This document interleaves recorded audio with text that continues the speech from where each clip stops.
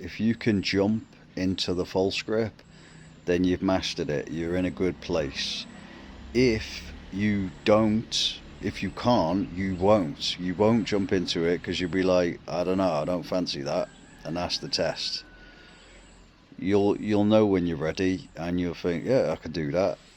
Then you've mastered the false grip. So jumping into it is going to be alright. It's a nice little party trick, but that's just the icing on the cake. You've got to put the work in specifically.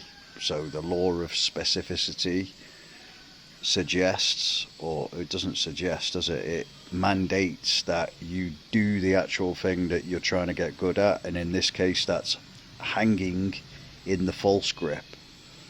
So whether it's on the rings or the bar, probably wouldn't suggest jumping into it on the rings. That's next level because it's moving as well, but yeah, maybe we'll try that next.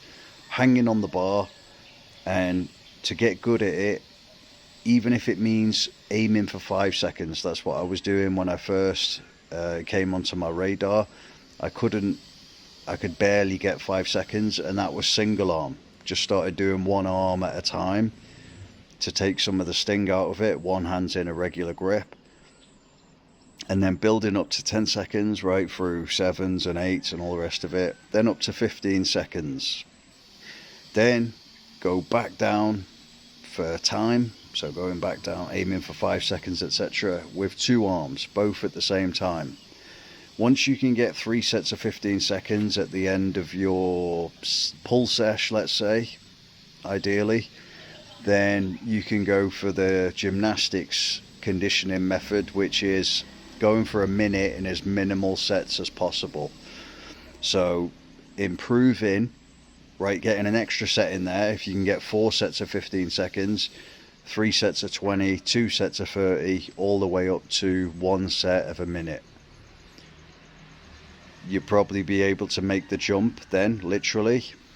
All right, and also a little top tip: get pushing on your wrists, because if we consider that we're hanging, which is a pull on the wrists, you want to be evening that out, right? The agonist-antagonist relationship with some push. So whenever you hang, let's say with one arm, then you want to push with one arm assisting in the plank, and you can go kneeling, you can go one knee, you can go all the way up to the plank in single arm, then you can go through those progressions again for double arm.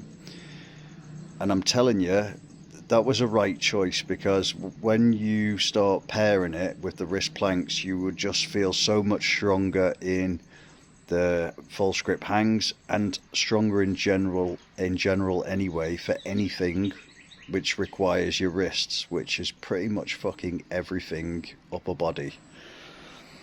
So I think that's it. No point kicking a dead horse, is there? Once you get to a good wrist plank, say for the same sets, everything's the same, so you train them together, you can go straight from one to the other before you take your rest, superset it, go through to that gymnastics method, 60 seconds in as minimal sets as possible.